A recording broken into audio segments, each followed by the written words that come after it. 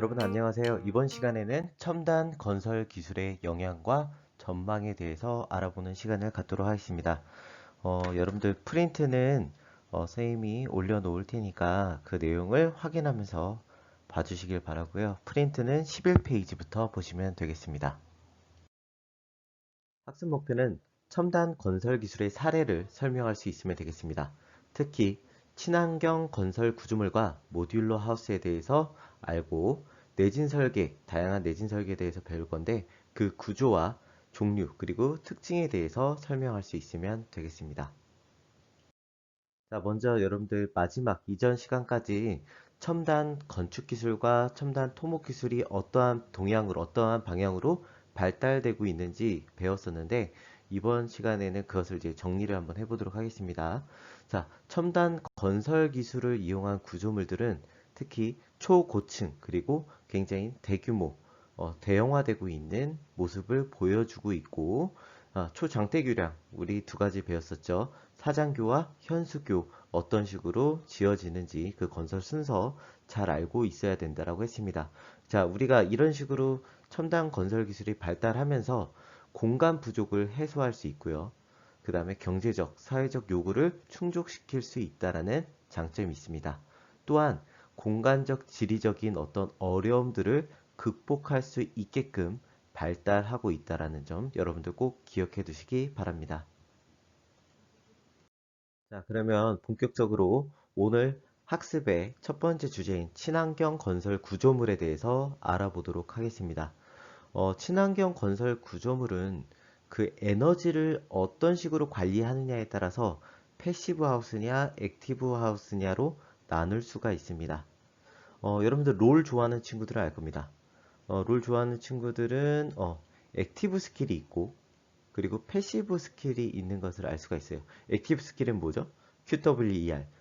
내가 스킬을 그 상황에 맞춰서 적재적소에 사용을 하는 것을 우리는 액티브 스킬이라고 이용을 하고요. 패시브 스킬은 내가 사용하지 않더라도 항상 적용이 되는 스킬을 우리가 패시브 스킬이라고 합니다. 자, 그래서 액티브 하우스는 우리가 에너지 측면에서 능동적인 태도를 보여주고요. 패시브 하우스는 에너지 측면에서 수동적인 태도를 보여준다라고 보시면 됩니다.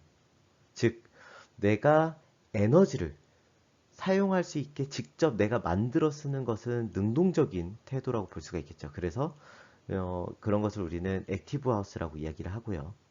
어, 자, 수동적인 측면입니다. 내가 에너지를 쓰지 않게 최대한 절약하기 위해서 아껴 쓰는 것. 수동적인 자세겠죠. 자, 이것은 우리가 패시브 하우스라고 이야기를 합니다. 자, 그래서 패시브 하우스의 특징은 최소한의 에너지를 사용한다는 것. 어, 여러분 에너지를 아껴 쓰기 위해서 어, 전기료가 빵원이 나오기 위해서는 우리가 직접 만들어 쓰는 방법도 있고 아껴 쓰는 방법도 있을 겁니다. 그쵸? 자, 그런데 패시브는 최소한 에너지를 사용하는 겁니다. 최대한 아껴 쓰는 거죠. 자, 그 다음에 단열 성능을 극대화하는 겁니다.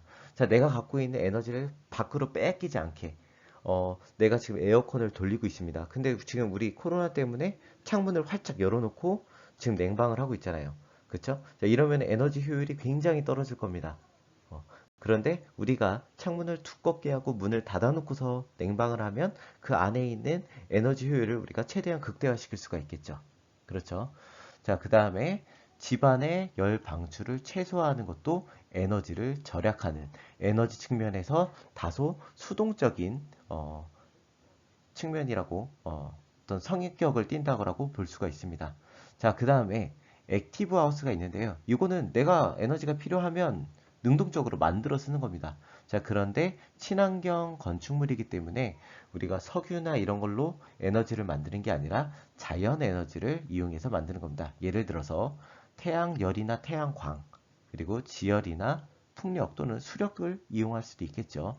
이렇게 능동적인 자세로 에너지를 생산하는 건물을 우리는 액티브 하우스라고 합니다. 여러분들 이 두 개를 구별할 수 있어야 되고요. 이 두 개를 합친 개념이 있습니다. 자, 이 합친 개념을 우리는 뭐라고 부르냐면 그것을 우리는 제로 에너지 하우스라고 부릅니다.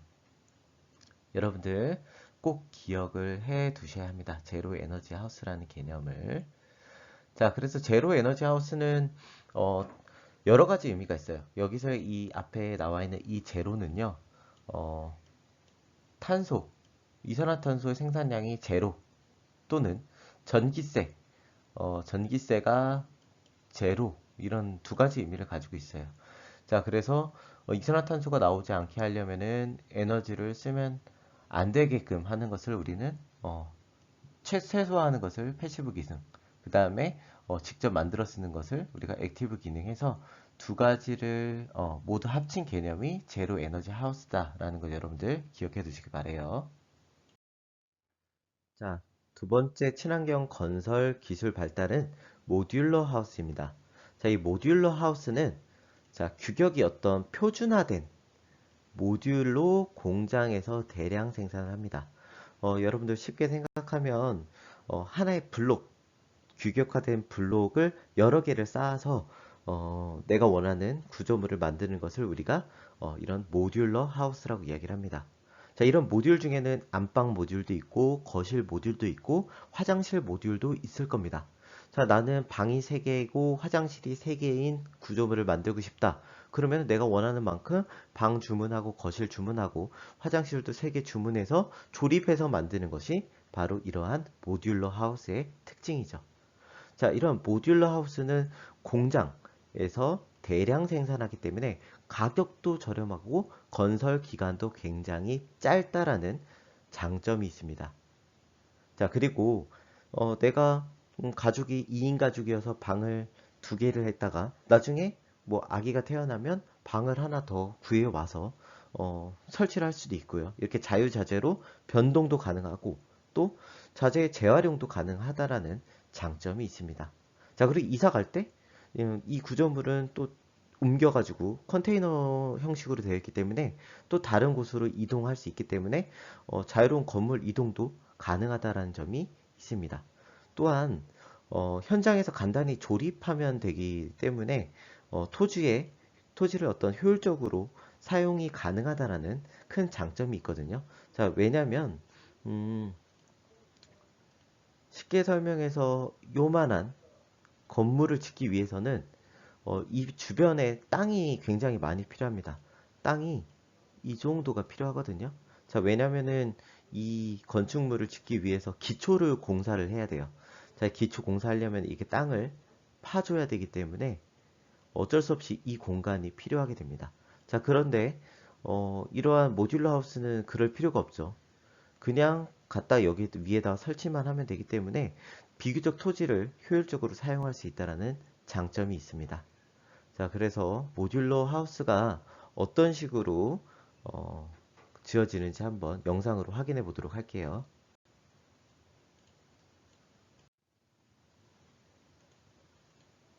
공장에서 만든 집을 마치 레고처럼 쌓아서 완성한 아파트가 국내에 처음으로 등장했습니다. 나흘 만에 뚝딱 공사를 마치고 사회 초년생에게 저렴하게 임대했다고 하는데요. 양혜영 기자가 다녀왔습니다. 커다란 방과 주방, 베란다까지 여느 집과 다를 바 없는 이 아파트는 사실 공장에서 지어졌습니다. 창호와 외벽체, 각종 배선과 주방 등 주택의 70%를 공장에서 제작한 뒤 현장에서는 조립만 하는 방식입니다. 이렇게 6층짜리 아파트를 만드는 데 걸린 시간은 단 4일. 이 아파트는 공장에서 만든 모듈을 레고를 쌓듯 쌓아 올려 좁은 부지에서도 빠르게 건설할 수 있습니다. 또 현장에서는 소음과 먼지가 나지 않아 주변 민원도 거의 없었습니다. 그동안 안전성 문제로 3층 이하 건물에만 적용됐던 모듈러 공법이 5층 넘는 아파트에 쓰인 것은 이번이 국내 처음입니다. 층간소음, 그리고 화재의 안전한가 하는 화재 안전성, 그리고 지진과 같은 그 재해에 안전할 수 있는가 해서 내진 성능, 이러한 3가지 성능이 이번에 기술 개발을 통해서 실증화되었습니다. 공공임대주택인 국내 1호 모듈러 아파트에는 65대 1의 경쟁률을 뚫고 들어온 사회 초년생들이 살고 있습니다.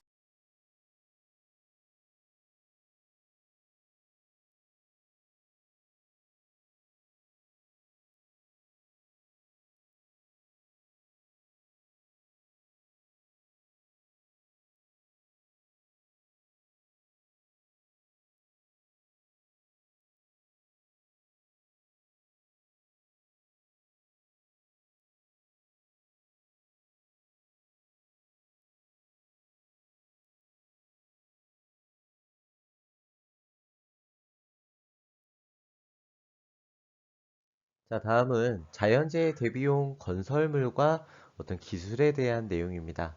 여러분들 여기는 대략적으로 보시면 자, 댐이나 반파제, 뚝, 사방공사, 침수 방지 이런 것들은 어떤 수해로부터 우리를 지켜줄 수 있는 토목 건축물 정도가 되겠죠. 자, 그 다음에 뭐 제설을 위한 시설물 이렇게 나와 있는데 넘어가고요. 자, 내진 설계, 지진에서 버틸 수 있는 설계. 자, 굉장히 중요합니다. 이 뒤에서도 자세하게 알아볼 거고, 시험 문제 항상 단골로 나오는 거기 때문에 잘 보시길 바랍니다. 자, 그 다음에 내풍 설계, 바람에 견딜 수 있게. 특히나 초고층화되면서 상층부는 정말 바람의 어떤 어, 수평 하중을 굉장히 많이 받기 때문에 이러한 내풍 설계가 필수라고 볼 수가 있겠죠. 자, 그 다음에 화재가 일어났을 때 난연 재료, 불에 타지 않거나 연기가 발생하지 않는 그런 재료들을 사용하는 것이 굉장히 중요하겠죠. 예전에 대구 지하철 참사 같은 경우에 굉장히 사람들이 많이 좀 돌아가실 수밖에 없던 이유가 이런 난연 재료를 사용하지 않았기 때문입니다. 그래서 이러한 난연 재료 개발도 굉장히 많이 하고 있고요. 자, 소화시설도 마찬가지입니다. 자, 그 다음에 센서를 이용해서 좀 더 정확한 계측이 가능하고요. 그 다음에 구조물의 틈새 확인을 할 수가 있습니다. 우리가 겉으로 보이지 않는 안쪽의 내부의 어떤 결함 같은 것도 이런 비파괴 검사로 인해서 가능한 거죠. 우리 예전에 터널을 만들 때 전기 비저항 탐사 기기를 이용했었잖아요. 자, 그런 것처럼 이렇게 비파괴 검사를 이용해서 보이지 않는 부분의 강도나 어떤 틈새의 어떤 문제나 내구성의 문제 같은 것을 미리 확인을 할 수가 있게 되는 것이죠. 자, 그러면 그 중에서 가장 중요한 내진 설계에 대해서 한번 배워보도록 하겠습니다. 자, 내진 설계라고 하는 것은 건물이 지진에 견딜 수 있게 제어하는 설계를 이야기를 합니다. 자, 그래서 궁극적으로 지진 발생의 피해를 최소화하기 위한 기술을 우리는 내진 설계 기술, 내진 설계라고 합니다. 자, 그런데 이러한 내진 설계는 지진에 대해서 어떻게 방어하느냐에 따라서 내진 구조와 면진 구조, 그리고 재진 구조로 나누어서 설명을 할 수가 있습니다. 자, 좀 더 뒤에서 자세하게 설명을 한번 해보도록 하겠습니다.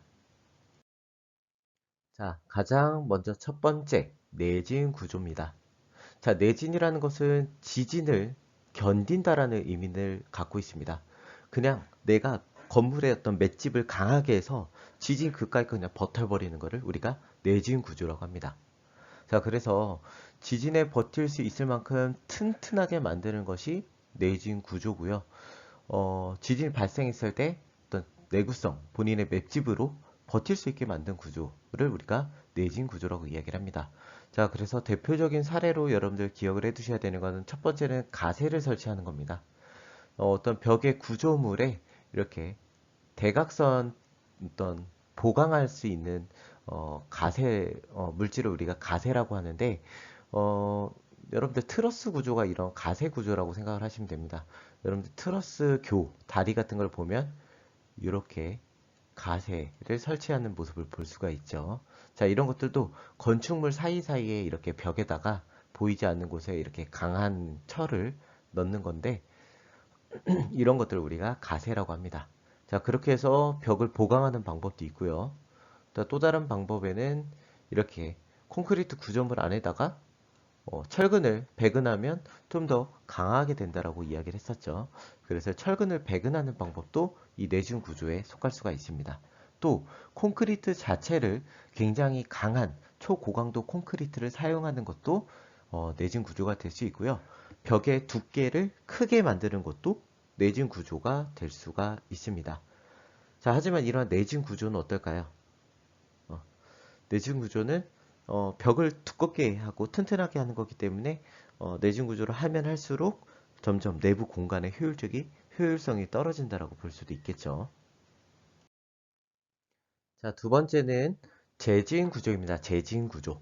자, 재진 구조는 여기서의 재는 억제하다 또는 흡수하다라는 의미를 갖고 있습니다. 자, 그래서 지진으로 인한 어떤 충격을 억제시키는 것을 우리는 재진 구조라고 이야기를 합니다. 자, 그래서 좀 더 자세하게 한번 알아볼게요. 지진에 대한 어떤 의한 충격을 흡수하거나 또는 억제하는 재진 장치를 설치하는 것을 우리는 재진 구조라고 합니다. 자, 그래서 재진의 대표적인 사례는 이러한 댐퍼를 설치하는 겁니다. 벽에서 받는 어떤 충격을 이 안에 있는 쇼크 옵소버, 그러니까 충격을 흡수할 수 있는 쇼바가 같이 나누는 거죠. 그래서 어떤 충격을 십시일반하는 겁니다. 서로 나눠가지고 그 충격을 최소화하는 것을 우리는 재진 구조라고 합니다. 자, 이러한 댐퍼, 우리가 댐퍼라는 용어를 쓰고요. 이런 것들이 뭐 차량이나 기구에 들어가면 우리는 그거를 쇼크 옵서버, 충격 감색이라고 이야기를 하는 겁니다. 여러분들 자동차를 타본 친구들 알 겁니다. 울퉁불퉁한 노면을 지나갈 때 비교적 우리가 그런 충격을 느끼지 않게 도와주는 게 바로 이 쇼크 옵서버가 하는 역할입니다. 우리 일본식 발음으로는 쇼바라고 이야기도 하기도 하죠. 자, 이러한 쇼바 덕분에 우리가 충격을 받지 않고 최대한 안전하게 도로를 갈 수 있는 것도 이런 쇼바 덕분입니다. 자, 이렇게 해서 충격을 서로 분담하는 것을 우리는 재진 장치라고 이야기를 하고요. 이러한 재진 장치를 사용하게 되면 왼쪽의 구조물은 일반 그냥 내진 구조물이고요. 오른쪽에 있는 것은 재진 구조물입니다. 그래서 왼쪽에 있는 구조물은 상당히 많이 흔들리는 모습을 볼 수가 있죠. 자, 그런데 오른쪽에 있는 구조물 같은 경우에는 어떤 그 중간에 설치되어 있는 댐퍼들이 서로 충격을 분담하기 때문에 비교적 적게 흔들리는 모습을 볼 수가 있습니다. 자, 그 다음에 두 번째 대표적인 사례에는 동조 질량 감쇄기 툰드 매스 댐퍼라고 하는 것을 설치하는 건데요. 이거는 굉장히 초고층 빌딩에 사용한다고 보시면 되겠습니다. 여러분들 대만에 가면 굉장한 랜드마크가 하나 있는데 그것을 우리는 타이페이 101이라고 하는 건물입니다. 층은 이름처럼 101층으로 되어 있고요. 이 건물의 87층에 가면 이렇게 큰 추를 볼 수가 있습니다. 굉장히 큰 추가 이렇게 시계추처럼 이렇게 매달려 있는 모습을 볼 수가 있어요. 자, 이렇게 매달려 굉장히 무겁거든요. 이게 무게가 660톤이나 되고 지름은 5.5m? 5.5m 정도로 되는 것으로 알고 있어요. 그래서 이제 지금 보면은 91층에서부터 이렇게 줄을 매달아서 얘를 매달아 놓고요. 87층에 있지만 이 밑에 이제 댐퍼들이 얘네들을 지지하고 있는 그런 모습을 띠고 있습니다. 자, 이렇게 무겁고 큰 것을 만들기도 힘들겠죠. 자, 이런 것을 위에다 설치하는 이유를 뒤에서 좀 더 자세하게 설명을 하고요. 실제로 보면 이런 모습입니다. 그래서 이렇게 케이블, 아주 두꺼운 케이블로 고정을 시켜 놓고요. 그 다음에 이게 사실 구 형태로 이렇게 큰 추를 만들기가 쉬운 게 아닙니다. 쉬운 게 아니기 때문에 이렇게 두꺼운 철판을 여러 겹 쌓아서 만드는 구조라고 보시면 되고요. 지금 잘 보이실지 모르겠지만 이 하단에 이쪽에 댐퍼가 설치되어 있는 모습을 볼 수가 있어요. 이게 전부 다 쇼크 옵서버, 충격을 흡수할 수 있는 댐퍼를 설치해 놓은 모습입니다. 그래서 자세한 설명은 뒤에서 다시 한번 하도록 할게요. 자, 그러면 마지막 끝판왕 면진 구조에 대해서 알아보도록 하겠습니다. 자, 이런 면진 구조 같은 경우에는 피할 면자를 쓰는 겁니다. 말 그대로 지진을 피한다, 면한다라는 의미를 갖고 있는데요. 자, 쉽게 얘기하면 건물하고 집안, 땅하고의 그 사이를 분리시키는 겁니다. 아예 전혀 다른 분리를 시키는 거죠. 그러니까 밑에 집안이 움직인다고 해서 위에 있는 건물이 움직이지 않도록 분리시키는 이러한 면진 장치를 사용을 하는 겁니다. 자, 대표적인 사례로는 납 면진 받침, 어떤 LRB라고 하는 납 면진 장치가 있고요. 면진 테이블을 이용하기도 합니다. 그래서 납 면진 장치를 사용하면 어떻게 되는지 한번 보면은 이렇게 볼 수가 있습니다. 자, 왼쪽 같은 것은 지금 왼쪽에 나와 있던 건물은요, 지금 내진 설계가 되어 있지 않는 거고요. 지금 오른쪽에 나와 있는 구조물 같은 경우에는 이 하단 부분, 이 부분에 이제 면진 장치입니다. 면진 장치를 설치해서 위에서 흔들리지 않는 모습을 우리가 볼 수가 있죠. 자, 그런데 면진 장치는 어떻게 되어 있느냐? 이러한 구조로 되어 있습니다. 자, 면진 장치의 중간에는 이제 납이 들어가 있고요. 납은 여러분들 그 납땜 해본 친구들은 잘 알 텐데 굉장히 연한 금속이죠.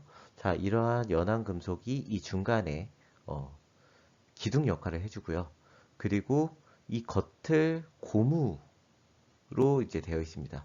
고무로 되어 있는데 여러분 한번 생각을 해보세요. 고무만 있고 위에다 건물을 짓게 되면은 이 아래에 있는 이 면진 장치가 고무가 터져버리거나 찢어질 수가 있겠죠. 그래서 위에 어떤 수직 하중, 건물의 하중을 버티기 위해서 이 중간중간에다가 철판을 넣어둔 겁니다. 그래서 이 철판의 역할은 어떤 건물의 하중, 수직 하중을 막아주는 역할을 수직 하중을 견디는 역할을 해주고요. 그리고 이런 고무가 좌우로 흔들리면서 찢어질 수가 있어요. 그래서 이 고무가 찢어지는 것을 막아주는 역할도 더불어 하고 있습니다. 자, 그리고 이 가운데 있는 납은 좌우로 흔들리는 힘을 그런 지진력을 완화시키고 감쇄시키는 역할을 하는 것이죠. 그래서 이러한 면진 장치를 설치를 하면 이 하단부는 막 움직이더라도 이 위에는 최대한 움직이지 않게, 건물을 움직이지 않게 본인만 움직이게끔 하는 역할을 하고 있습니다. 우리 영상을 보면서 실제로 이러한 면진 장치가 얼마나 효과가 있는지 한번 알아보도록 할게요. 지진이 잦은 일본에서는 지진에 견디는 내진 설계가 이미 일반화돼 있죠. 그런데 최근엔 내진을 넘어 반복되는 지진에도 끄떡없는 이른바 면진 기술이 주목받고 있습니다. 도쿄에서 최호원 특파원이 보도합니다.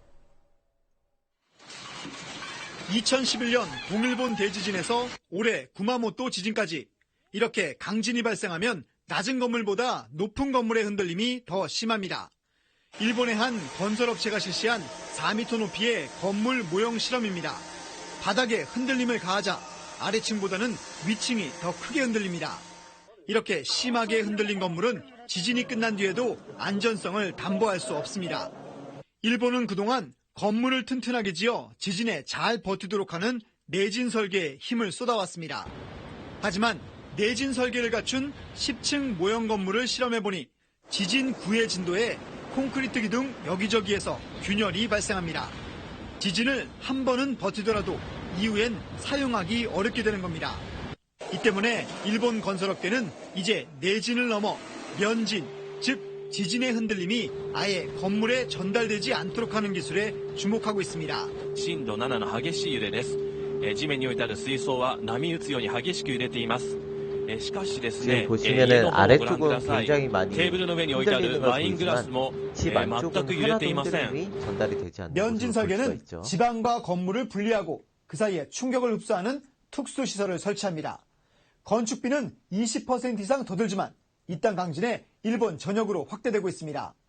도쿄에서 SBS 최호원입니다.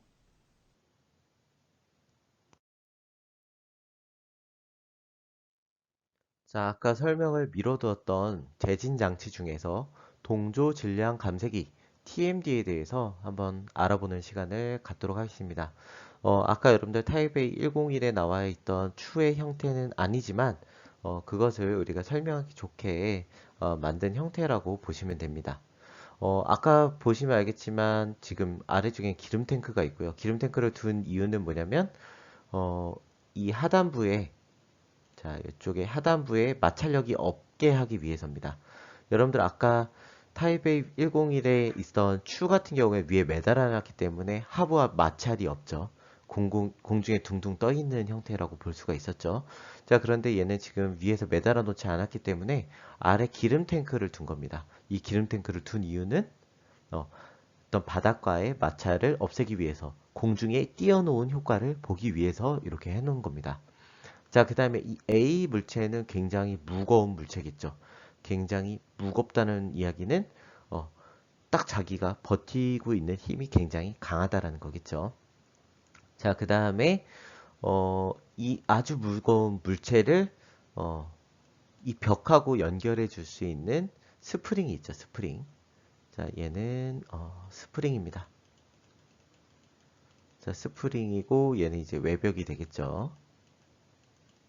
자, 반대쪽에 또 외벽과 스프링이 연결되어 있습니다. 자, 그리고 이전에 우리 배웠던 게 있죠. 자, 이 D 같은 경우에는 이거를 우리는 충격을 흡수하는 댐퍼라고 합니다.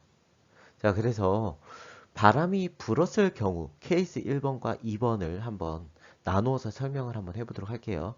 자, 먼저 바람이 이쪽으로 불었다고 해봅시다. 자, 왼쪽에서 오른쪽으로 아주 강력한 바람이 불었다고 봅시다. 자, 그러면 외벽은, 건물은 좌에서 우로 밀리게 될 겁니다. 자, 밀리면 어떻게 되는지 한번 볼게요. 자, 밀리게 되면 건물이 지금 이 상태에서 이쪽으로 이동을 하게 될 겁니다. 자, 이동을 하게 되는데, 자, 이렇게 이동을 할 겁니다. 그림이 좀 이상한데, 여러분들 이해를 해주시기 바래요. 선생님, 뭐 펜으로 그리는 게 아니라 마우스로 그리는 거라 쉽지가 않은데, 어쨌든, 자, 오른쪽에서 왼쪽으로 지금 건물 전체가 이동하는 모습을 보여주고 있어요. 자, 하지만 우리의 이 무거운 질량 동소 감쇄기는 움직이지 않고 자기 위치를 떡하니 고수하고 있습니다. 자, 자기 위치를 딱 버티고 있는 거죠. 자, 그러면 이 B 스프링, 자, 좀 색깔을 바꿔볼게요. 자, 여기에 있는 왼쪽에 있는 B 스프링은 어떻게 될까요? 이전보다 더 압축이 될 겁니다. 자, 아주 이렇게 압축이 될 거고요. 자, 오른쪽에 있는 C 스프링은 어떨까요? 아까보다 굉장히 늘어나게 될 겁니다. 그렇죠? 자, 그러면 다시 이 스프링의 힘을 선생님이 좀 그려보도록 할게요. 자, 이쪽에 있는, 왼쪽에 있는 스프링은 어떤 힘이 작용할까요? 그렇죠. 왼쪽에 있는 스프링은 이렇게 밀어내는 힘이 작용할 겁니다. 지금 굉장히 압축되어 있기 때문에 다시 밀어내려고 하는 힘이 작용할 거예요. 근데 당장 밀어내기에는 얘가 너무 무겁습니다. 얘가 660톤이나 돼서 끄떡하고 움직이지가 않아요. 그럼 뭐를 움직일까요? 이 벽을 다시 원래 자리로 밀어내려는 역할을 하겠죠. 자, 반대로 이쪽에서 한번 볼게요. C 스프링. 자, C 스프링은 지금 굉장히 늘어나 있는 상태입니다. 자기네 지금 견딜 수가 없어요. 다시, 야, 너 일로 와. 라고 해서, 야, 둘이 서로 붙어. 나 너무 힘들어. 다시 오므라들려고 할 겁니다. 자, 그런데 여기도 마찬가지입니다. 얘가 660톤이어서 아무리 잡아당기려고 해도 움직이지가 않아요. 그러니까 이 벽을 잡아당기는 것이죠. 야, 너 벽 일로 와. 그렇게 되면 다시 이 건물은 왼쪽으로 이동을 하게 되는 겁니다. 자, 그런데 이러한 댐퍼는 뭘까요? 댐퍼는 왜 있을까요? 만약에 위에 스프링만 해놨다면 이게 좌우로 계속 한참 흔들릴 겁니다. 계속 흔들리지만 이렇게 흔들리지 않게 하기 위해서 점점 그 흔들림을 줄여주기 위해서 내가 그 충격 조금씩 완화시켜 줄게. 그래서 여기다 댐퍼를 설치한 겁니다. 자, 맨 처음엔 진동이 굉장히 셀 겁니다. 그런데 이러한 댐퍼가 그러한 충격을 나눠주면서 이런 식으로 해서 점점 원위치로 돌아오게 되는 것이죠. 자, 그럼 다시 설명을 해보도록 할게요. 자, 첫 번째 여러분들 꼭 기억해야 되는 것이 각 부분의 명칭과 역할인데요. 지금 아랫부분에 있는 기름 탱크는 여기에 있는 물체, 질량 동소 감쇄기가 마찰을 없애주는 역할을 하는 겁니다. 미끄러지도록. 그래서 건물이 움직인다고 해서 같이 따라가지 않게 하는 거죠. 만약에 여러분 생각해 보세요. 건물이 있고 거기 아주 무거운 물체를 그냥 올려놨다고 봅시다. 건물이 밀려나면 위에 있던 물체도 같이 옆으로 옮겨갈 거예요. 자, 그렇게 하지 않기 위해서 여기 아래다가 기름 탱크를 설치하는 겁니다. 자, 그리고 이 A 물체는 굉장히 무거운 물체가 되겠죠. 자, 그리고 B와 C의 명칭은 스프링이라고 정리를 하시면 되고 D는 댐퍼라고 정리를 하시면 됩니다. 자, 좀 전에는 선생님이 바람이 왼쪽에서 오른쪽으로 부는 걸 했다면 이번에는 반대로 오른쪽에서 왼쪽으로 아주 강한 바람이 불어오고 있다라고 가정을 하고 다시 설명을 할게요. 자, 오른쪽에서 왼쪽으로 강한 바람이 불어오고 있습니다. 자, 이 바람을 견디지 못한 건물은 움직일 수밖에 없겠죠. 오른쪽에서 왼쪽으로 이동을 할 겁니다. 자, 오른쪽에서 왼쪽으로 이동을 했는데 지금 아래에 기름 탱크에 올려져 있는 이 무거운 물체 같은 경우에는 같이 이동을 하지 않습니다. 왜냐면은 아래는 기름 탱크로 이루어져 있기 때문에 움직이지 않고 자기 위치를 떡하니 지키는 것이죠. 자, 그래서 이 물체 위치는 이전과 동일하다고 볼 수가 있어요. 자, 근데 지금 비스프링 같은 경우에는 이 물체와 외벽이 연결되어 있습니다. 그런데 이전에는 굉장히 평범한 상태였다면 지금은 굉장히 늘어난 상태가 되겠죠. 자, 반면에 C스프링은 어떨까요? 이전보다 굉장히 압축되어 있는 상태일 겁니다. 자, 그래서 B스프링에 작용하는 힘은요, 서로 밀어내려고 하는 청력이 작용을 하고요. 죄송합니다. 자, B스프링은 오른쪽 물체와 외벽을 잡아당기려는 힘이 작용을 하죠. 자, 이렇게 서로 잡아당기려는 힘이 작용을 하고요. 이 C스프링 같은 경우는 반대로 밀어내려는 힘이 작용을 할 겁니다. 자, 이렇게 밀어내려는 힘과 잡아당기는 힘 때문에 다시 원위치로 돌아가게 되는 것이죠. 자, 그런데 이러한 스프링만 있을 때는 어떻게 된다? 얘가 좌우로 계속 움직일 겁니다. 좌우로 계속 이렇게 흔들릴 거예요. 그리고 굉장히 이게 멈추는 데는 굉장히 오랜 시간이 걸릴 겁니다. 자, 그런데 그런 것들을 없애주기 위해서 우리는 여기다 댐퍼를 설치해 놓은 모습을 볼 수 있죠. 자, 이러한 댐퍼가 이러한 스프링이 받는 충격을 완화시켜 주기 위한 거죠. 충격을 완화시켜 주기 위해서 이러한 댐퍼를 설치하고, 이전에는 계속 막 움직였던 게 이러한 댐퍼 덕분에 점점 그 흔들림이 줄어들게 되는 것을 볼 수가 있죠. 자, 요게 동조 질량 감쇄기의 작동 원리라고 보시면 되겠습니다. 여러분 조금 어렵죠? 어려우면 이 영상을, 이 부분만 좀 여러 번 봐서 꼭 이러한 원리로 이루어진다는 것을 기억해 두시기 바랍니다. 자, 그러면 끝으로 내진, 재진, 면진 구조의 특징에 대해서 한번 간단하게 알아보도록 하겠습니다.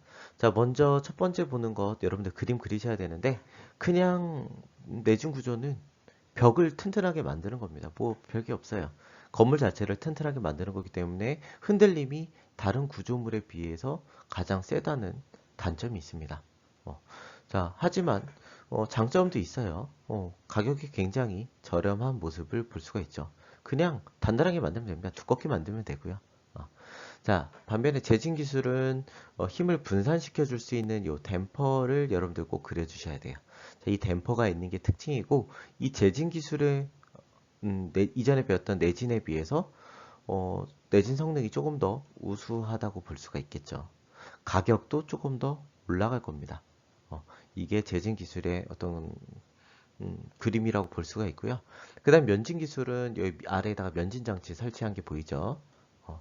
그래서 여기 LRB 납 받침을 설치한 겁니다.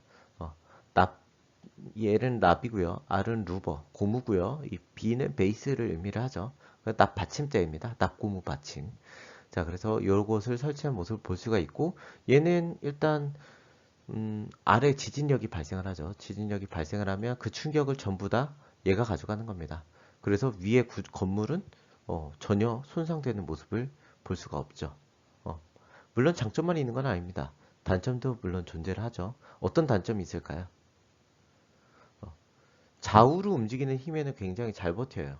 자, 그런데 이렇게 지진이 꼭 좌우로만 흔들리는 건 아니죠. 위아래로 흔들리는 경우에는 이런 납지진인 구조가 조금 약하다는 평가도 받고 있고요.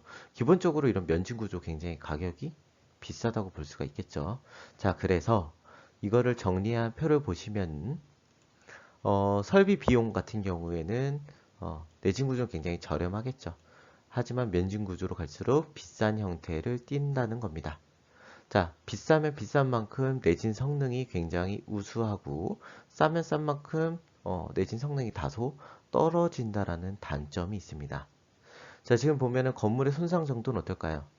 얘는 뭐 거의 진동이 없기 때문에, 면진 같은 경우는 진동이 없기 때문에 손상 정도가 적고 복구하는 비용도 그만큼 적을 겁니다. 자, 반면에 내진 구조는 어떨까요? 여러분들 영상에서 봐서 알겠지만 한번 큰 지진이 오면 어떻게든 버틸 수는 있어요. 그런데 다시 그 건물을 쓸 수 없을 정도로 건물의 손상 정도가 굉장히 큰 모습을 볼 수가 있죠. 그러면 상대적으로 복구 비용도 상당히 비쌀 겁니다. 자, 뿐만 아닙니다. 자, 건설 내부의 설계에 영향은 어떨까요? 자, 얘는 아무래도 두께가, 내진 구조 같은 경우에 두께가 두꺼울 수밖에 없어요. 그러면 상대적으로 그 안에 구조물의 내부는 어떨까요? 굉장히 얇아질 수밖에 없겠죠. 다시 이야기하겠습니다. 자, 벽의 두께가 두꺼울수록 안에 있는 내부 면적은 줄어들 수밖에 없겠죠. 자, 그리고 재진 같은 경우는 어떨까요? 중간중간에 재진 구조물 댐퍼를 설치해야 되기 때문에 그런 것들을 고려해서 내부의 어떤 공간을 차지하는 경우가 굉장히 많고요. 특히 TMD, 우리가 이전에 배웠던 동조 질량 감쇄기 같은 경우에도 공간이 굉장히 많이 필요하고 무겁잖아요. 그렇기 때문에 설계할 때 그런 것들의 위치와 이런 것들을 고려해야 되기 때문에 영향이 상당히 큽니다. 하지만 면진 구조는 어떨까요? 건물 구조와는 상관없습니다. 설계안에 그냥 밑에다가만 설치하면 되기 때문에 어쩌면 이러한 설계에 대해서는 굉장히 조금 자유롭다라고 하는 장점이 있을 수가 있고요. 자, 이 내진 구조의 또 다른 큰 단점 같은 경우에는 건물의 자체 무게, 자중이 굉장히 무겁다라는 단점 또한 가지고 있습니다. 그래서 여러분들 이러한 장점과 단점, 어떤 특징들을 잘 기억을 해 두시기 바랍니다. 자, 그러면 재난 예방과 대처 기술, 우리가 배웠던 내진 설계는 넘어가도록 하고요. 배연. 자, 배연은 연기를 배출하는 것을 이야기를 하고요. 자, 재연은 밖에서 들어오는 것을 막아주는 것을 우리가 재연이라고 합니다. 자, 그래서 이런 설비들 굉장히 중요하고요. 자, 그 다음에 출구와 복도 빠져나갈 수 있게 이렇게 비상구 설치해 놓는 것, 그리고 아까도 이야기했듯이 이렇게 난연 재료, 불에 닿아도 유독가스가 발생하지 않거나 타지 않는 재료를 개발하는 데도 노력을 하고 있다는 겁니다. 그냥 참고로 알아두시면 될 것 같아요. 자, 여러분들 이번 시간에는 친환경 건축물, 제로 에너지 하우스, 제로 에너지 하우스는 패시브 하우스와 액티브 하우스가 결합된 형태의 개념이라는 거 잘 기억해 두시고요. 자, 그 다음에 친환경 건축 구조물 중에서 모듈러 하우스에 대해서도 배웠습니다. 자, 그리고 여러 가지 재해를 막아주는 기술 중에서 내진 설계, 그 중에서도 우리가 배웠던 게 내진 구조, 그리고 재진 구조, 면진 구조, 이 세 가지의 어떤 종류, 그리고 이 세 가지의 특징에 대해서 여러분들 물론 원리까지도 잘 알고 계셔야 문제를 잘 풀 수 있을 거라고 생각을 합니다. 다소 어려울 수도 있는 개념이지만 꼭 기억해 두고 시험을 준비한다는 생각으로 잘 준비해 주시기 바랍니다. 오늘도 수고 많았습니다.